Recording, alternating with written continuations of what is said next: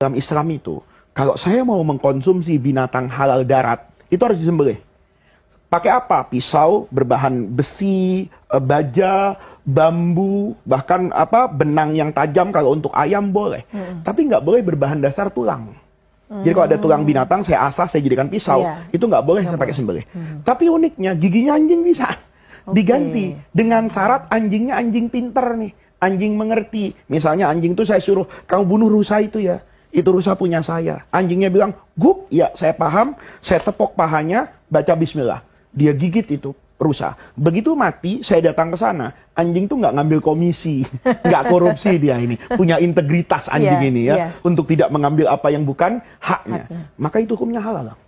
Jadi bisa langsung dimasak dan dikonsumsi ya? Dikonsumsi, iya. Hanya dalam mazhab Syafi'i bekas gigitannya dicuci dulu. Salah satunya menggunakan tanah. Tapi dia halal. Lihat. Betapa agama itu menghargai ilmunya anjing. Anjing tuh kalau punya ilmu kejujuran, itu bisa berdampak pada halal dan haramnya makanan saya. Tapi kalau ada anjing nggak sekolah nih, begitu dia gigit itu rusa, mati, sebelum saya datang dia ngambil komisi 10%. Kaki belakang diambil misalnya. Saya datang, haram Mbak Eva. Karena anjing bodoh.